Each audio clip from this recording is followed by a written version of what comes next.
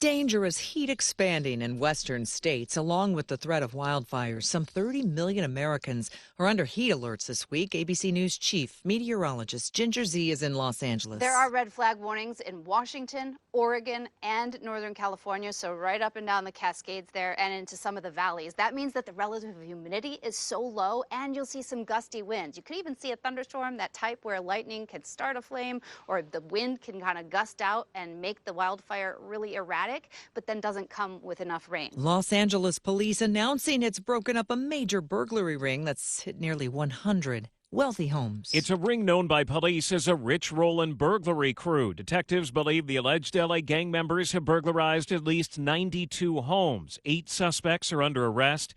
LAPD Chief Jim McDonnell says when search warrants were executed, police found numerous guns and a 50-round handgun drum magazine, 6 handheld communications radios, face masks, headlamps, burglary tools. He says the items that were stolen were often sold online. Police say both eBay and Amazon are working with them to cut down on the sale of stolen goods. Alex Stone, ABC News, Los Angeles. SpaceX expected to attempt another launch for its Starship. The window opens in less than 2 hours. This weekend's 10th test flight was scrubbed at the last minute over what it called an issue with ground systems. Michelle Franzen, ABC News. Progressive presents Employee of the Month. Small Business Edition. Today's recipient from Terry's Tiny Homes, Terry! Sure, as the only employee of her company, Terry was probably the front runner, but saving money getting personalized discounts with a commercial auto quote from Progressive, well, that gave Terry the edge. Over Terry. Terry, Terry. Keep awkwardly chanting your own name, Terry. You deserve it. Woo! Be your own Terry. See if you could save in as little as 8 minutes at ProgressiveCommercial.com. Progressive Casualty Insurance Company and Affiliates. Discounts not available in all states or situations.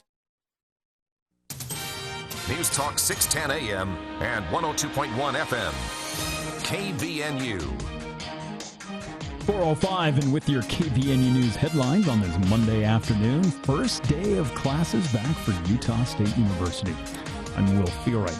And a reminder that a stretch of Canyon Road is going to remain closed until tomorrow. Now, Logan City officials say that closure is impacting the section of Canyon Road from Herms Inn to Utah State University's water laboratory. It was supposed to reopen on Saturday.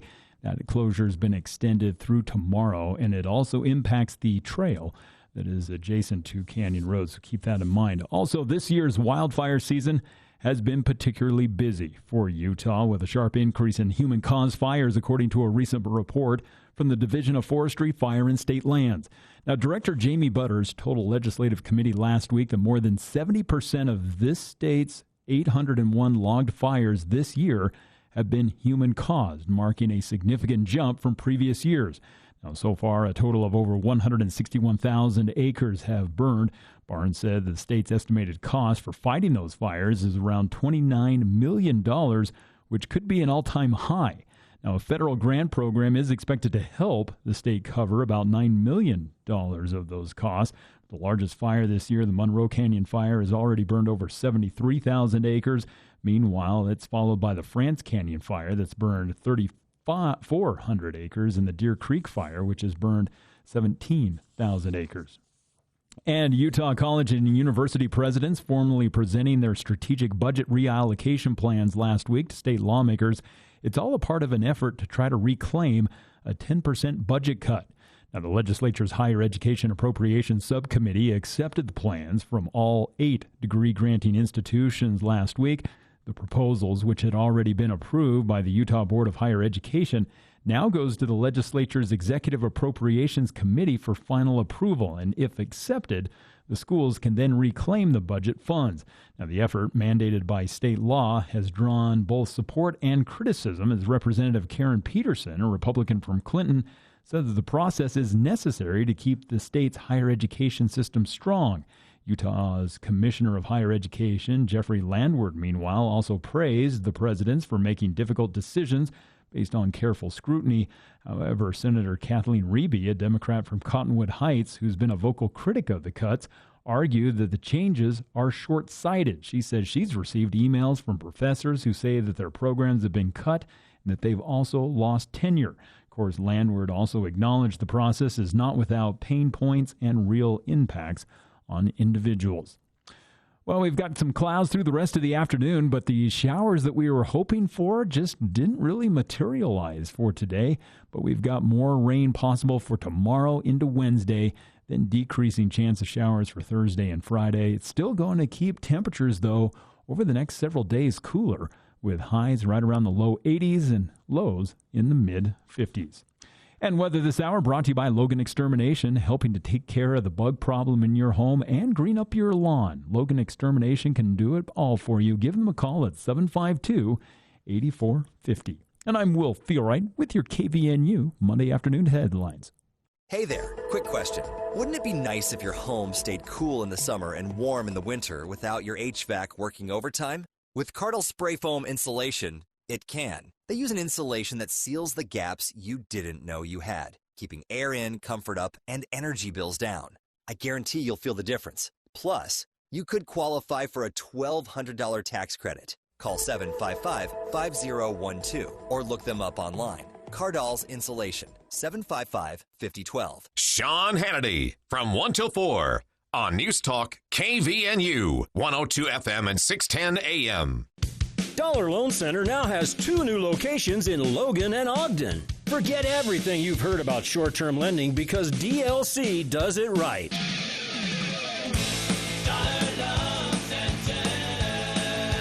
We're proud to announce that we're now open in Logan on Highway 89 near Walmart and in Ogden on 12th Street and Lincoln Avenue. Dollar Loan Center offers signature loans up to $5,000 in minutes, and you don't need great credit or collateral. No checking account required, no application fees, no origination fees, and no prepayment penalty. It's easy to qualify, and you only pay interest for the time you have the loan out. If you have a payday or title loan now, you are going to love Dollar Loan Center because you are paying too much. It costs nothing to find out how much you can borrow and get your first loan. The first week of interest is even on us, and there are no application fees. Really? Check us out online at don'tbebroke.com. License by the Utah Department of Financial Institutions. Subject to approval, limitations may apply. See website for details.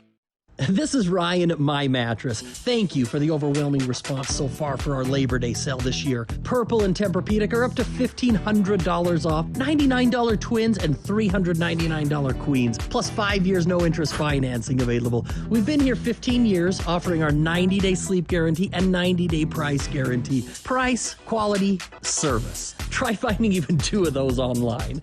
Come into My Mattress today. The Labor Day sale. Isn't it time to sleep exceptionally? Only at My Mattress. KVNU's For the People with Jason Williams and Bill Walter. And it is Utah known as the fraud capital of the world. Not because we have more people committing fraud, but because we have so many people falling for it. Going beneath the headlines and connecting you to the newsmakers. The radio is a great way to get the word out to a lot of people in an emergency. So we thank you for your help and being a partner with us. For the People on News Talk KVNU, 610 AM, 102.1 FM, online at 610kvnu.com and on the KVNU mobile app. Welcome to KVNU's For the People. It is Monday, August 25th. I'm Jason Williams. A cool, just almost chilly 80 degrees here at the Radio Ranch at 4:11 in the afternoon. As Will mentioned, the moisture didn't materialize. Fingers crossed tomorrow. The humidity definitely showed up, though, over the weekend and a little bit this morning. That's pleasant, right? Feels like Washington, D.C. here in Utah right now. Kicking things off here today with a couple of quick announcements and a very special guest joining us to talk about a related topic. First off, the announcements. You've heard funeral plans have been released for the 2 Tremonton Garland police officers who were shot and killed in the line of duty over not this last weekend, but the Sunday before. Public viewing scheduled for both Sergeant Lee Sorensen and Officer Erik Estrada to be held Wednesday, August 27th of this week from 3 to 7 at Bear River High School. And funeral services open to the public scheduled for Officer Estrada Thursday, August 28th at 10 a.m. And for Sergeant Sorensen, funeral is planned to be the following day, Friday, August 29th at 10 a.m., both taking place at the D. Glenn Smith Spectrum on campus here at Utah State University. But a quick announcement on that front. The state Department of Public Safety is actually asking people to carpool. As you can imagine, parking is going to be very limited. Traffic is going to be a nightmare, and the public safety risk is, a concern. So if you can carpool, please do. Also, to let you know, we have been given permission, we learned this just a bit ago, to broadcast both of those funeral services. So if you want to avoid the traffic or avoid contributing to the traffic and parking issue there on campus this Thursday and Friday at 10 a.m. for the two respective funeral services, you can listen here at 6:10 a.m. and 102.1 FM and streaming live at kvnutalk.com. Both funeral services will be broadcasting here on KVNU. All right, there's the announcements. We'll talk more about this later. There has been more news on this front as far as sentencing, etc. But right now, a very special guest joining us by phone to talk about, you hear the quote from Mr. Rogers always, when something happens and it causes you to just, freeze up and feel, sometimes something's very wrong with the world around us. As this whole situation, I think, has affected many of us, Mr. Rogers would always say, in those settings, look for the helpers.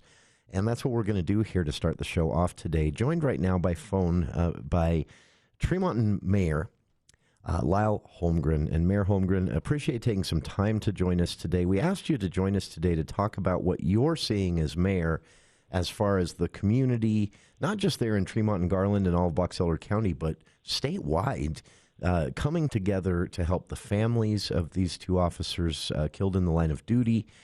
We've got a list of some of the fundraising that's happening in a story at CashValleyDaily.com. But Mayor Holmgren, I've heard there have been vigils, there have been service group plans, things like that.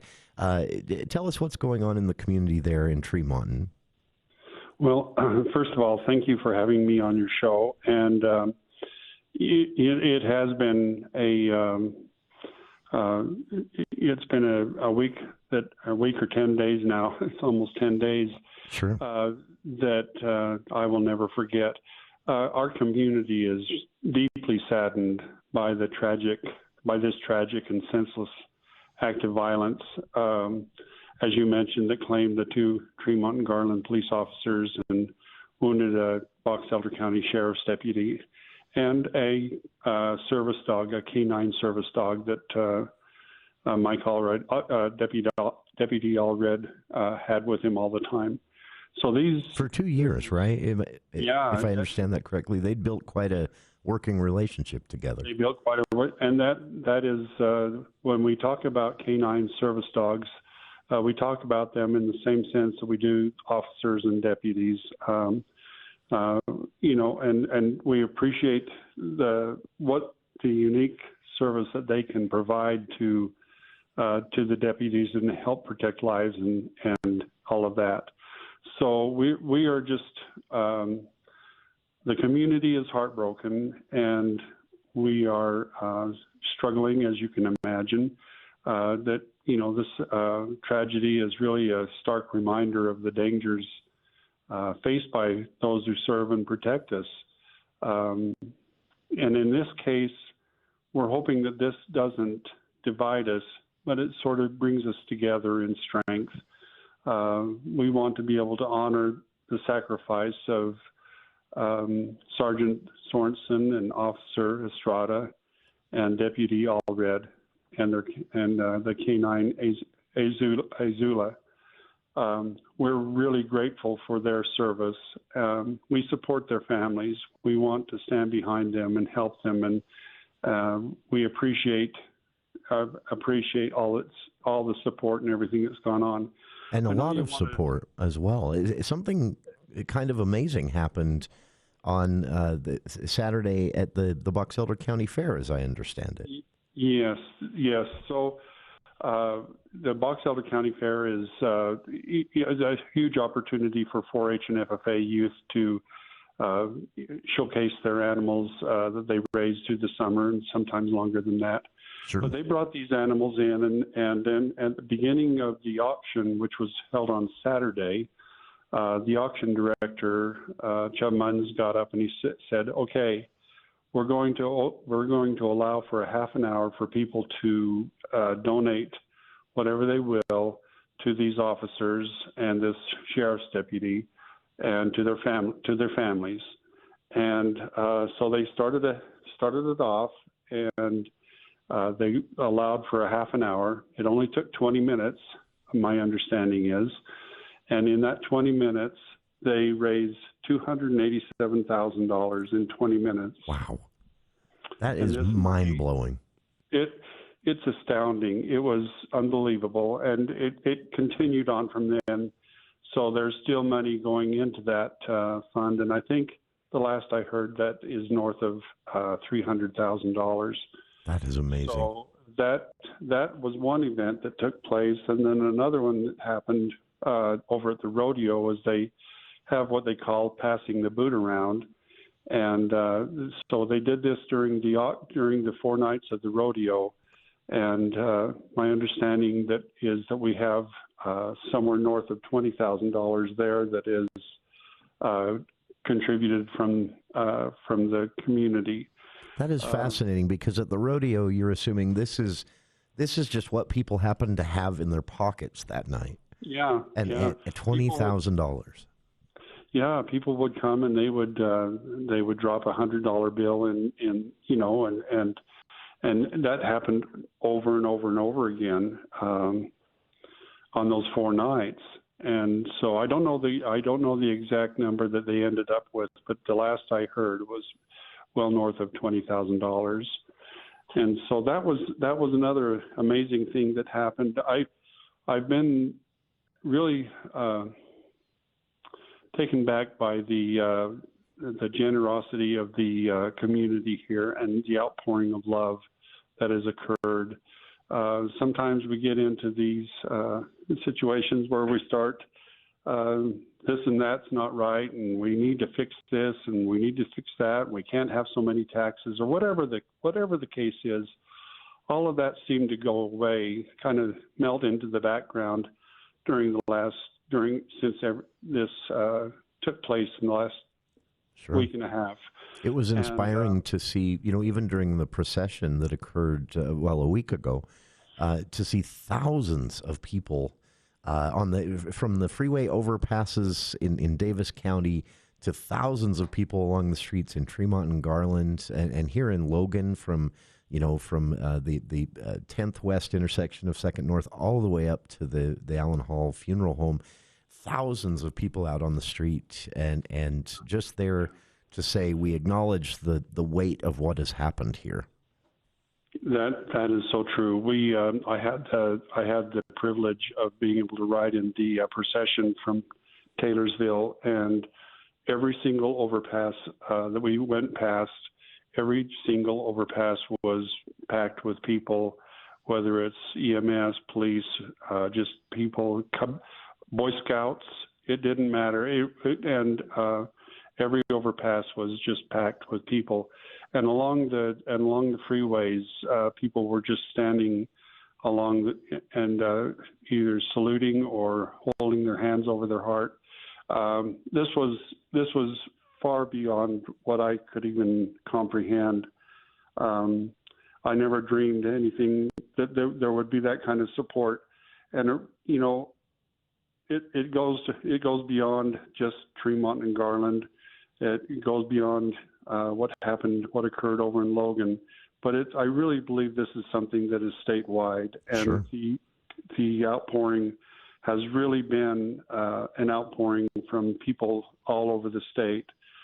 During the vigil we had the other night, I think it was Tuesday night, we were taking sheets of blue fabric and cutting it into strips so that people could take them around and put them on the trees and everything along the parade route, which was going to be on Wednesday. So this is just the night before. And we were working next to this lady who said that, I had to come and do this. She was from down around the Salt Lake area. She says, I had to come and do this because my husband was a victim. He was a police officer and he was killed. Wow. And I had to come and I had to be a part of this. And it was one of those things that we got together as a community and we went out and we put up these ribbons around all of the trees and lined the trees, and people had an opportunity to listen to our police chief talk, and the whole thing was just one of those extraordinary experiences that I my appreciation and my appreciation for the community has increased many fold. Sure. To see the generosity and the generosity, everyone, yes. doing. I mean, obviously, there's nothing any of us can do to really, take away what has happened to these families, to the surviving family members. But this has to, make them feel at least heard and recognized, to see an entire state come out and try to grieve with you as much as we can. It's so inspiring. It is very inspiring, and I think as I think about we talk a lot about the officers and the sheriff's deputy, but there's also another part of this, and that's the innocent victims of the assailant, the family of the assailant, who really were the innocent victims. And what was really cool to see is to see the neighborhood sort of rally together, and they went in and they re-landscaped this home, and got donations from landscapers, from people, even Tremonton City. We even pitched in and helped remove some of the piles of dirt and everything that were just there, and they needed to be cleaned up. And they went in and they cleaned this up, and within a week, that place is, you wouldn't even recognize it now. But that's coming nice. That's a grassroots sort of a thing that the community just sort of got together and decided that, our kids go walk back and forth past this house, and we're going to fix the sidewalks. We're going to clean it up, and we're going to make it something that, is going to be better for the neighborhood and also for the community in general. But this is the kind of thing that's just happening from a grassroots standpoint, and it's just happening. Pockets of that are just happening all over the place, whether it's fixing a house up or whether it's coming up with all this money for the victims, or for the officers and sheriff's deputy, or just a myriad of things that have just been kind of happening spontaneously as we go along. And it just kind of makes me think that we're all going to feel this shock for a long time. Sure. The whole community will, and it'll be something that we'll never ever forget. But it also, it's the resolve that has sort of generated from all of this, and we're going to be a people that's going to we're going to remember this. Sure. We're going to honor this with as time goes on, we'll come up with the right way to honor these officers. Sure. And we're going to provide support for the families.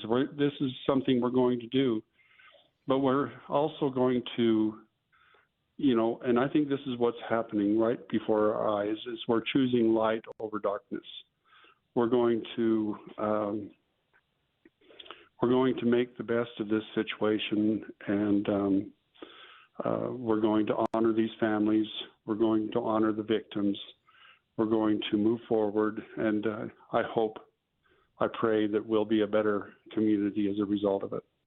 It's well said, and signs of that are already there. Again, as Mayor Holmgren, Tremonton City Mayor Lyle Holmgren has just told us, the auction in less than 20 minutes at the Box Elder County Fair ahead of the youth livestock auction, they opened it up for donations for the families of the fallen officers, Sergeant Lee Sorensen and Officer Erik Estrada, and of course the third officer wounded alongside his canine service partner, Deputy Mike Allred and Azula.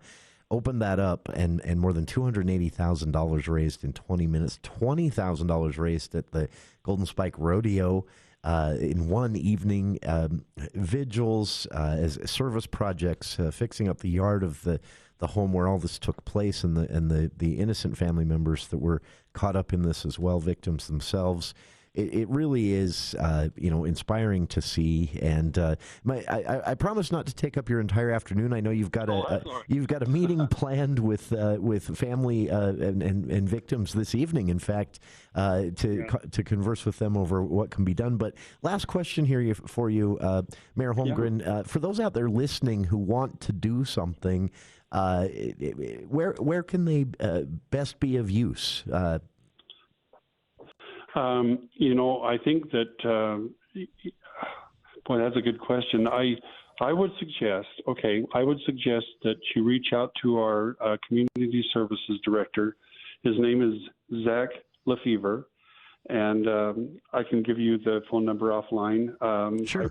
I don't have it right in front of me right now, but I would suggest that you reach out to him or his department, and they will have, ideas and thoughts and everything for people who want to contribute, want to provide a service project.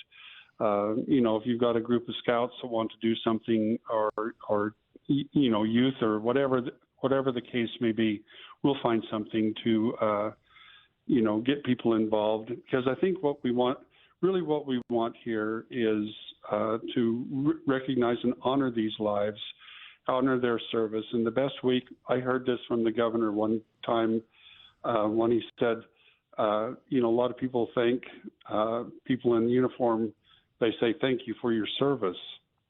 And he said, well, how do we thank them for their service? And what he said, and he went on to say, we thank them for their service by serving. Sure. And I think that's really what we're looking at here. This is an opportunity for all of us to make our communities a better place for all of us. And I think part of that is through serving. Absolutely.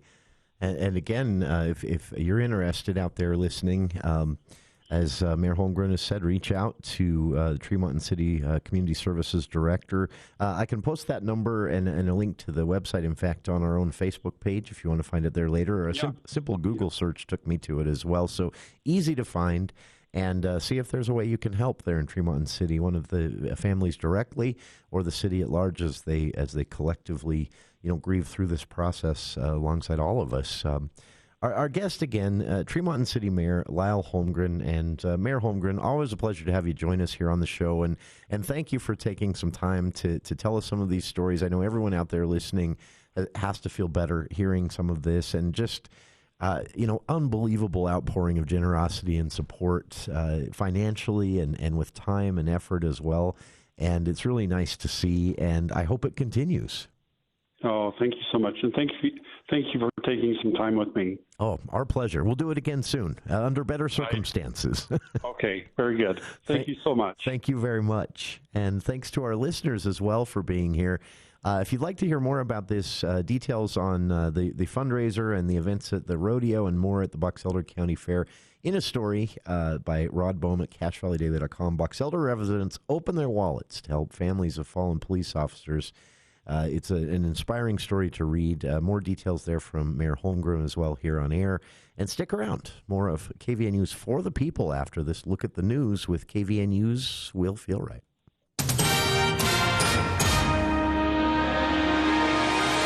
Well, thank you, Jason. An emotional moment over the weekend as an injured Box Elder County Sheriff's deputy and his canine made a surprise appearance at the Golden Spike Rodeo Saturday night, nearly a week after they had been shot in a Tremonton incident that had killed 2 officers. Deputy Mike Allred and Canine Azula were honored as heroes during the rodeo and were met with a cheering crowd. Now, according to the Box Elder County Sheriff's Office, their appearance was a moment of hope, that it was intended to let the community know that they are healing. Now, the pair were injured back on August 17th while responding to a domestic disturbance call that also took the lives of Sergeant Lee Sorensen and Officer Erik Estrada. Now, Allred and his canine have been recovering at home since being released from the hospital last week. Now, in a statement last week earlier, Allred said his heart was broken for his fallen brothers, but that he and Azula were doing fine. Meanwhile, funeral services for Sergeant Lee Sorensen and Officer Erik Estrada are taking place later this week. A viewing will begin Wednesday afternoon from 3 to 6 o'clock at Bear River High School. Then Officer Estrada's funeral will take place at 10 a.m. Thursday morning in the USU Spectrum. Sergeant Lee Sorensen's funeral will be held 10 a.m. on Friday. Also in the Spectrum, KVNU will be bringing you live coverage of the funeral. And a man was seriously injured on Saturday morning after his vehicle rolled in Logan Canyon, requiring an extensive rescue effort and the temporary closure of a section of US 89. The crash was reported right around 7:10 Saturday morning near mile marker 470. Utah Highway Patrol Sergeant Justin Zillis said a man who was the only occupant of the truck was traveling westbound toward Logan when he went off the road near St. Anne's Retreat. Now, the truck hit the rock cliffs and rolled, coming to a rest on its top. Multiple crews from Logan City Fire Department responded. Zillis said the driver was trapped inside the truck and an extensive extrication was required by emergency crews because of the way the truck's cab was crushed. Now, due to the nature of the injuries and the remote location, troopers closed a section of the canyon in both directions to allow a medical helicopter to land on the roadway. Zillis said that based off of initial evidence, troopers suspect fatigue was a cause of the crash. No other vehicles were involved. That man was transported to the hospital in stable condition. Meanwhile, a fatal crash happening over the weekend in Uinta County. A man died after hitting a John Deere backhoe in eastern Utah. Now, officials say the fatal crash happened along eastbound State Road 40 near Jensen. Now, a Toyota Camry was attempting to pass the backhoe, which was being escorted by a pickup truck in a no-passing zone. When he hit the backhoe's rear bucket, the Camry driver was seriously injured and later died at a hospital, while the backhoe operator received minor injuries.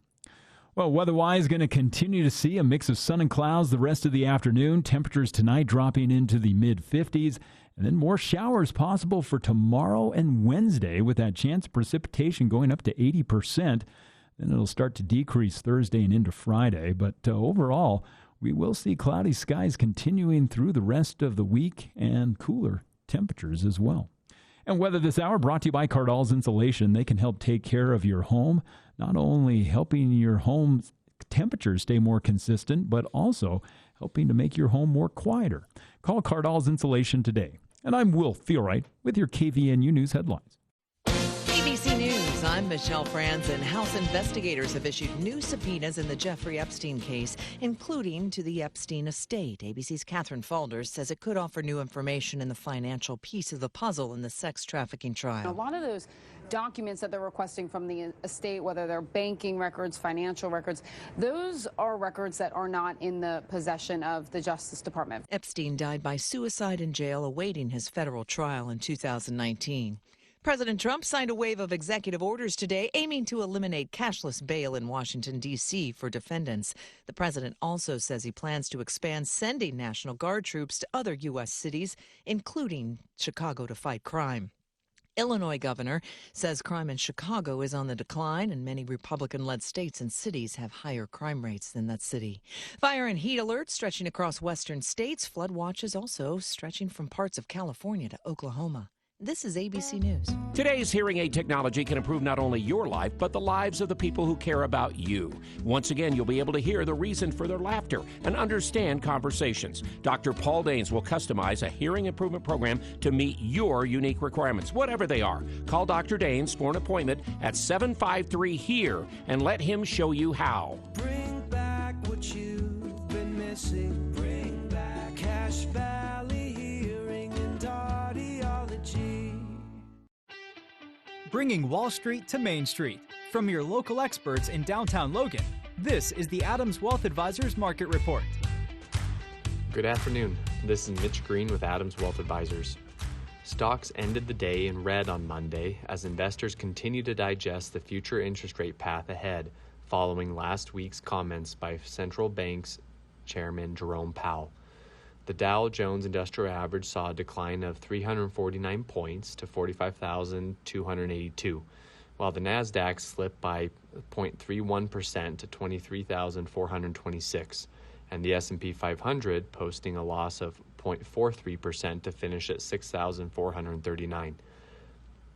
The decline took place broadly, with energy and communication services posting only minor gains, while all other sectors saw declines.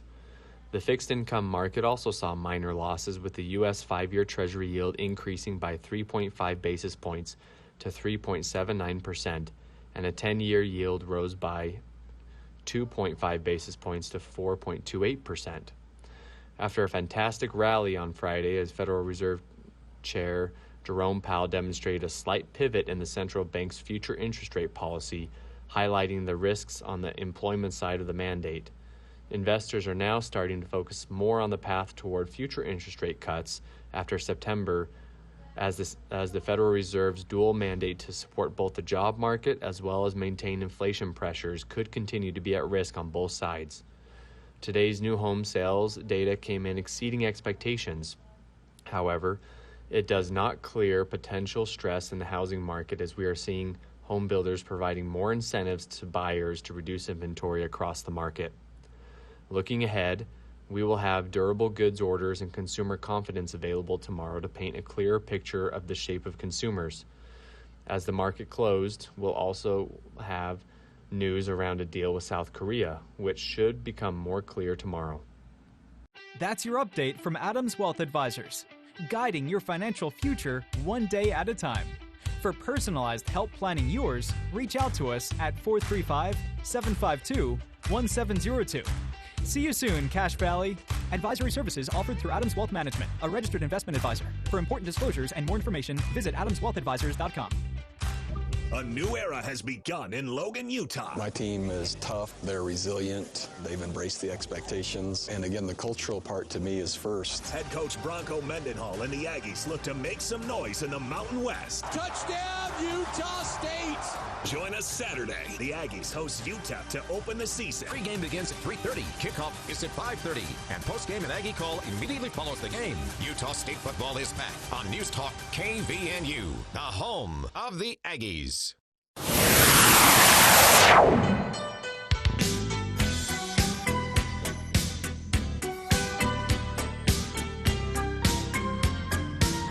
This all life seemed much too long. Little point in going on. I couldn't think of what to say.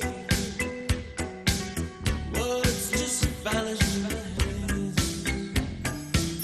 I was feeling cold and tired. Yeah, kinda silent on the spot. When it almost seemed Welcome back to KVNU's For the People. Again, I announced this before we spoke with Tremonton City Mayor Lyle Holmgren about the way the community, not just in Box Elder County, Tremonton and Garland specifically, but statewide, even regionally, has come together to collectively grieve the killing of these two officers and the wounding of a third, as well as his canine partner Azula. And the stories are inspiring.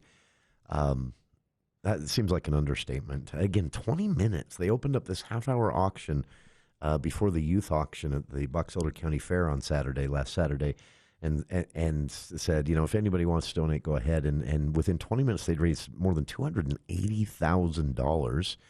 And then it kind of repeated again that night at the Golden Spike Rodeo. They passed around basically a cash collection box, and it came back with $20,000 in it. And all of this is going to go to supporting the families affected. And then again, Mayor Holmgren telling us that the community organically, this wasn't planned by the city, although the city did get involved to help out once it was rolling. The community collectively, the front yard of the home where this had taken place was pretty torn up. And, due to some of the SWAT activity and investigation and more. And so the community got together and basically re-landscaped the home where all of this occurred, and the family. They're innocent victims here too. They're victims of domestic violence, and of course, imagine being caught in the center of the story, knowing someone in your home was the now charged gunman that killed these two officers and wounded a third and his canine partner. And so for the community to come together and show them support as well and say, hey, you're a part of our community. I don't know. It's just, it's really, really nice to see. And it helps all of us. Of course, the families affected most are going to need, time and a lot more effort on their part to grieve through this. For the rest of us, collectively grieving like this by being helpful, as Mr. Rogers said, look for the helpers. It's a really nice thing to see. And one more time, Mayor Holmgren said, if others out there want to do something, he said the best thing you can do is reach out to the Tremonton City Community Services Director, and a simple Google search for Tremonton City Community Services Director took me to the contact page, but I've also shared a link to that on our own Facebook page for the People show here. But just a simple Google search will take you there. Reach out to them and find out, how you can help. He said more service projects are planned, and they have also some contact information for some of the specific needs that some of these families have and things like that. So he said reach out to them through the city. Don't try to contact the family directly, of course. Let them grieve privately. But yeah, just very nice to see, honestly. And again, an announcement here on our part. This is being taken pretty seriously as a public service or as a public safety concern itself. But the two funerals planned this Thursday and Friday at 10 a.m. at the Spectrum up on campus at Utah State University here in Logan. If you've ever been to a game, you know that it's a parking nightmare. It's a traffic nightmare, and this is going to be more people than that. And so they're encouraging people, obviously, to do everything you can to carpool. Get as many. If you're planning to go up Thursday morning at 10 a.m. for Sergeant Sorensen's funeral, or Friday morning at 10 a.m. for, I'm sorry, opposite. I said that in the opposite way of the way it is. It's Officer Estrada's funeral, Thursday, August 28th at 10 a.m. And Friday, August 29th at 10 a.m., Sergeant Sorensen's funeral. So Thursday, Officer Estrada at 10 a.m., Friday for Sergeant Sorensen at 10 a.m., both at the Spectrum. If you're planning to go up, carpool. Get as many people going in one car as possible. The more people doing that, the better things are going to play out. And parking is going to be limited. Our news team reached out to the university to see how many parking lots they're going to be able to free up for this, assuming a large crowd. And they are going to free up 3 separate large parking lots. But even then, that Spectrum holds, easily 10, 15 times the number of people those parking spaces can allow for. So it's going to be ugly there.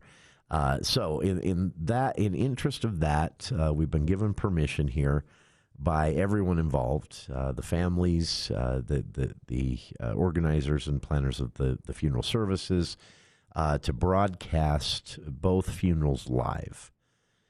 So right here on KVNU, 610 AM, 102.1 FM, and of course streaming live 24/7 at kvnutalk.com, we will be broadcasting both funerals live.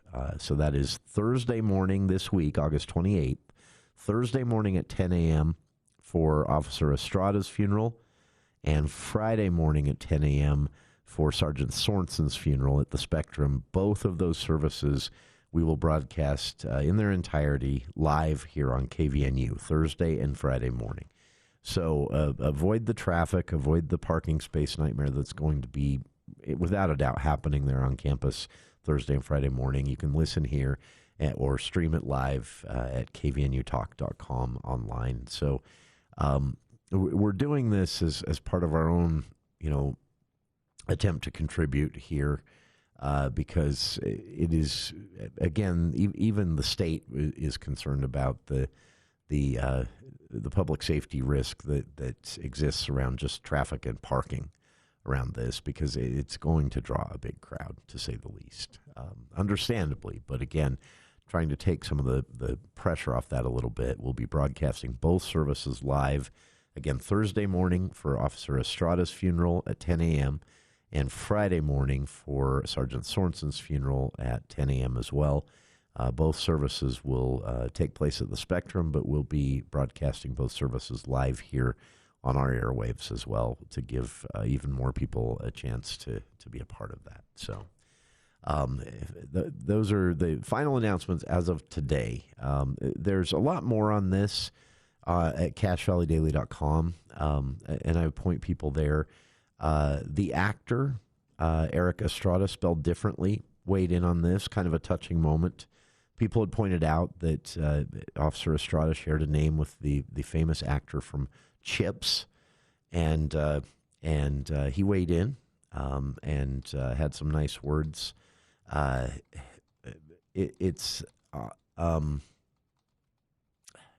There's a frustrating thing that happens. For those that want to see that, by the way, I've posted the actor Erik Estrada's note about the officer killed here in Utah, famous television cop from the Chips show. And he posted a message last Friday, that late afternoon, that said, "For years, people have associated my name with the TV role I played as a police officer, but Officer Erik Estrada of Utah lived that role with courage and sacrifice. He's the real hero." Just a nice short message from the actor there, as they share a name, different spelling, a C and a K in both their names respectively, but same last name. And that was just kind of touching to see that. But everything on this, from the latest on the sentencing, the plans for seeking the death penalty, and more for the alleged gunman in this domestic violence incident in which the two officers were gunned down and a third and his canine partner injured. All of that at CashValleyDaily.com. And on the other side, we'll step away from this topic, at least for the remainder of the show today, and into the world of politics, because with the announcement from Cache County Executive David Zook that he would be stepping down from the office, he's retiring from public service. He's been in public service for 30 years. He had previously announced he didn't plan to run for re-election, but he's decided to retire from public service just a few months early and move on to other things, which, as I understand, is just enjoying a little bit of free time for a while. Public service can be kind of demanding. We'll talk about some of the news on this front. First off, an open house that's planned to honor Cache County Executive David Zook on September 5th. We'll have the details of that on the other side, and the candidates who have lined up to replace him in an upcoming special election September 11th. Details on all of this after this quick break. News Talk 610 AM, 102.1 FM, KVNU. Tee it high and let it fly for a great cause. The annual Patriot Day Golf Tournament hosted by the Cache Valley Chamber of Commerce is back Friday, September 12th at Logan River Golf Course. Grab your favorite golfing buddy and sign up to enjoy a day on the green with door prizes, patriotism, and a powerful purpose. Proceeds support a local veterans organization. Spots fill fast, so swing into action and secure your team today. Visit cashchamber.com to register. That's cashchamber.com. Let's drive it home for those who've served. It's midsummer in Cache Valley. Your grill is hot, your lemonade's cold, and your trees, well, they look like they're trying to high-five your neighbor's satellite dish.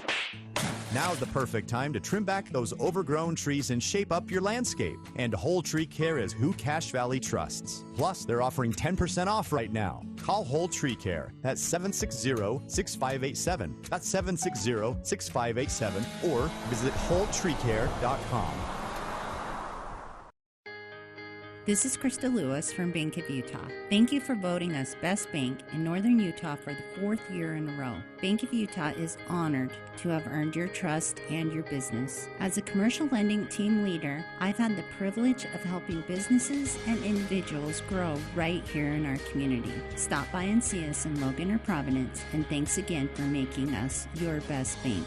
Bank of Utah, member FDIC, and NMLS number 422914. Cache Valley's Latino Festival returns September 13th, and we want your business to be part of the celebration. Thousands of people will gather on Center Street in Logan for food, music, and dancing. Let them discover what your business has to offer. Reserve a booth today at CacheValleyMediaGroup.com and click on events. Join dozens of local businesses like Connect Transit, Members First Credit Union, Presto Products, Gosner Foods, and Anderson Seed and Garden at this year's Latino Festival, where culture and community come together. Hi, this is Jenna and Lori from InWest Title. We're truly honored to be named a winner of this year's Best of Northern Utah contest. This community means everything to us, and we're grateful for every customer who made this possible. As your Utah title company, here at InWest Title, we truly believe that what we do matters. Thank you for your trust.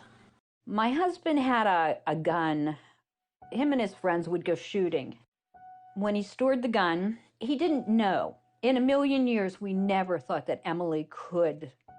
There's a hole in our family that can never, ever be filled. 65 Americans a day die by gun suicide. Safe gun storage saves lives. Learn more at infamilyfire.org. Brought to you by Brady and the Ad Council.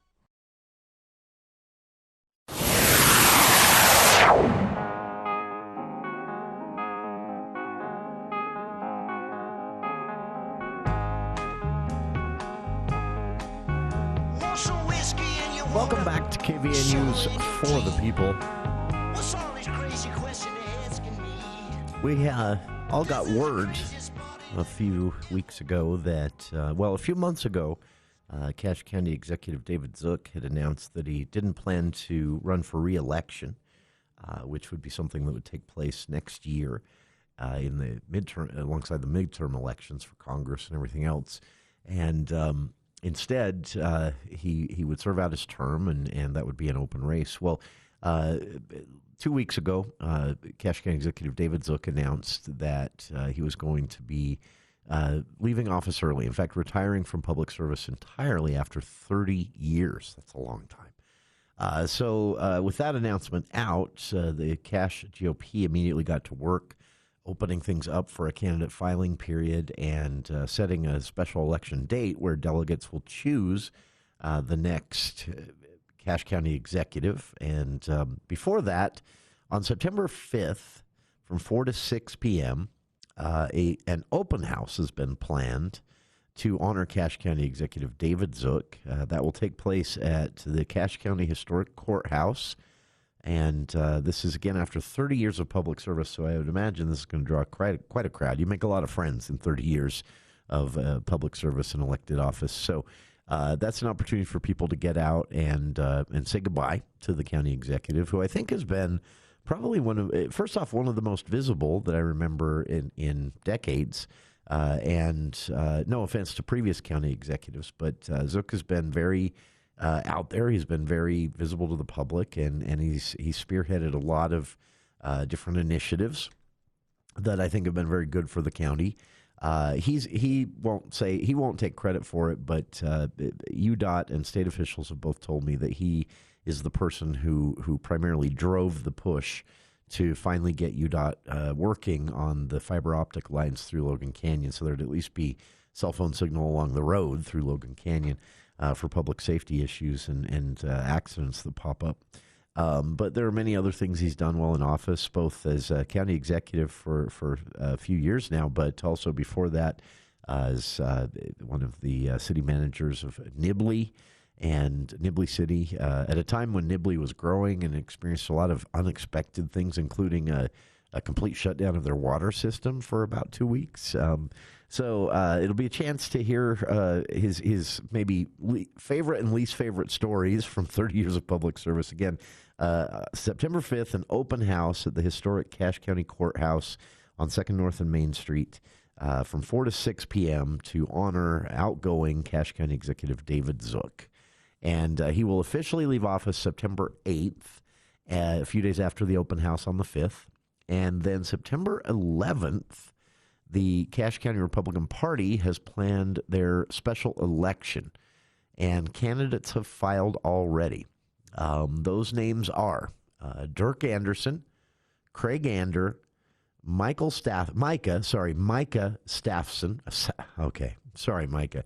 Let me start over. Dirk Anderson, Craig Ander, Micah Safston, I got the T in the wrong place, and Ryan Doctor. Anderson has about 15 years experience in financial affairs, working with local, county, and even state governments.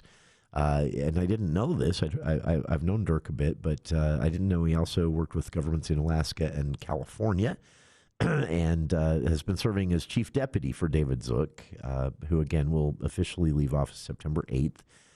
Craig Anders, football coach at Green Canyon High School in North Logan. Many people know him for that role alone. And currently a staff of the Utah Department of Natural Resources.